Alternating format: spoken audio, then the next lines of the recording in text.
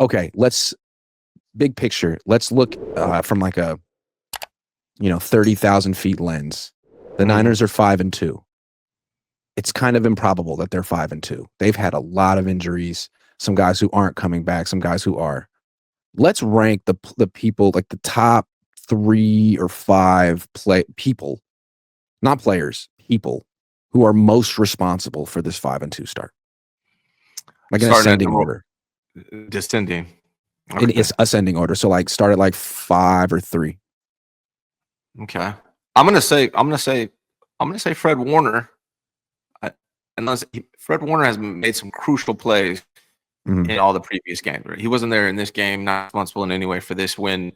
But Fred Warner played crucial roles in some of the wins prior to this. So I think he has to be in this, even though he's done for the season. In the first 5 games, he played major roles in those wins.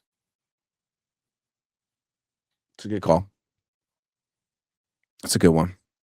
I can't decide who I would put 5 and 4 on my list, but I have a definite idea of 1, 2, and 3. 3, 2, 1. Yeah, me too. So 1, 2, 3. So for 3, for me, it's Eddie Pineiro. Yes. Like they would not have 5 wins if they didn't have him. Now maybe they could have found another kicker who'd be almost as good, but he's been perfect. He missed 1 extra point. They're not scoring a lot of touchdowns. He's been he's been going from Jake Moody to him has been like going from Elvis Gerback to Steve Young. Yeah, man. Eddie's number 1 in the NFL. He just set the record for most consecutive field goals made on the 49ers history, 17 for 17. Number 1 in the NFL. And I'm wrong often, but I told the 49ers to sign that guy in August, and I'm glad they obviously listened to me, because 2 or 3 weeks later they did. The guy was just sitting at home ready to just take off. So yeah, Eddie, I would either have Eddie at 3 or 4, because I got a surprise one. I don't know if you're thinking about it right now, but I'm gonna say I'm gonna put Eddie at 4. Okay, who would you put at 3? Kyle Shanahan. Okay.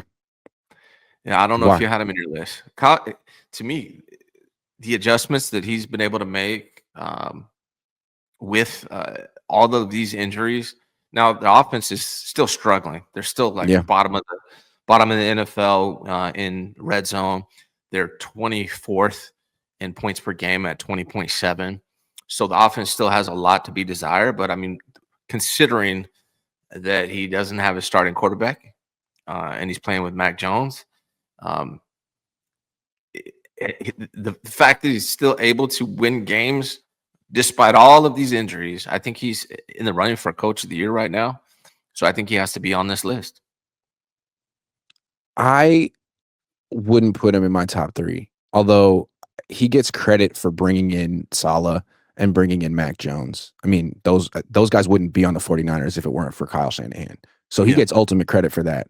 But like you said, his offense is averaging like 20 points per game. They're not good in the red zone. Even though they ran well against the Falcons, they're still dead last in yards per attempt this season. A big reason their offense is so bad, or I wouldn't say so bad, but has been so underwhelming, is the offensive line. That's his baby, and the receivers that he brought in. I mean, he can't I would say that. That's why I would not put Kyle Shanahan in my top 3, even though he's overseeing all of this and ultimately gets the ultimate credit. PrizePicks will give you $50 when you play your first $5 lineup. Win or lose, you'll get $50 for playing. Use promo code Cohn, COHN, and download the app now for the 5 and 2. Yeah, I think a lot of the reason why I value so high is just this system to be able to plug and play so many players and they still have success. And to be fair to Kyle, man, I hold him accountable when the team sucks, because he is the head coach, regardless of who it is. Like if special team sucks, I'm sorry, that's on Kyle. Whatever it is sucking, I put that on Kyle's shoulders. So when he pulls out these games, particularly these close games, and plus the culture right now with the 49ers, like the energy, they're fighting, they're gritty. I got to give him credit for that. Some honorable mentions before I do my top 2. Jake Tonjes. I mean, they don't win week 1 without Jake Tonjes. Yeah. and he really helped them get through the George Kittle-less time. He's not George Kittle, but he scored touchdowns for them. I mean, he was kind of their red zone offense when they didn't have one. And Kendrick Bourne, during a time when all the receivers were either injured or awful or both, Yeah. he stepped up. They wouldn't have beaten the Rams without him. So some Agreed. honorable mentions there. Yeah. I think those make Yeah. sense. I think we're on the same page when it comes to 2 on Okay. 1. Yeah. Yeah. For two, to me, it's Mac Jones. Mhm. And it's because, I mean, he hasn't been elite, but no run game until last night. No pass protection, but getting his butt kicked. Um, Somehow he still keeps getting up. Brock Purdy can't make it through a game behind this offensive line this season. I mean, every time he plays behind this offensive line, he's out for multiple weeks. Mac somehow is still standing. He's not 100% healthy. He's 4-1. Again, he's not the greatest quarterback of all time, but there's no way they'd be 5-2 right now without his ability to learn the system very quickly, operate it the way Kyle wants it, and stay healthy is the wrong word. Stay functional. And not turning the ball over, man. Not Yep. turning the ball like the one yesterday. Like I don't think Mac had a great game yesterday necessarily, but that pick was not on him. That was on Jawan Jennings, and that's going to be like one of the biggest things with the dynamics of this team when you have such a great. I don't know if I'm gonna call him great yet. Such a really good defense. You just your job is to not turn the ball over, to run the offense, take what's there. He's not trying to be a hero necessarily. That one pass was severely underthrown. That what Robinson dropped. But besides that, man, I think he's played Still really. though, I mean, it hit him in both his hands, but like in the chest. Like I'd like to see that pass on. I'd like to see a replay of that. Did Robinson have a step on him deep, or was that the best way to? Was it like a back shoulder fade? I don't know, because like It was hit him in the underthrown. breadbasket.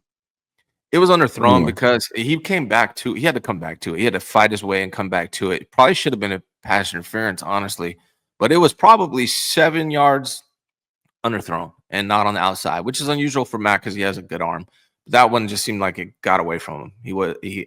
Or maybe it's his oblique that's still bothering him. I don't know what it is. yeah, maybe possible, Yeah, because he usually has the arm for that. But like if his misses hit the guy in the chest between both hands, solid. yeah, but I think when we go watch that one, and then when other people told me to, like on that pass, I think he was trying. My best guess is he was trying to throw it towards the sideline, 7 yards deeper, and that would have been like in stride type of catch. He underthrew it. Robinson had to come back to it quite a bit, but then Robinson dropped it. You got to catch that. So I think Sometimes Mac, quarterbacks throw fade passes, short on purpose because the wide receiver doesn't have a step on the DB. maybe he did. It didn't look like Yeah, that to me, but I don't. But maybe that was the yeah, I'd like case. to see it again because Demarcus Robinson isn't that fast. I But think one we way or asked another, Mac throwing to Demarcus Robinson's a mistake. next time. Ask Mac next time you get a chance. Ask Mac if he did that on purpose or not. Sure. Foot says broadcast said last night there is no timetable for Purdy's return. This team has always lied about injuries. Purdy is going to need surgery. Watch.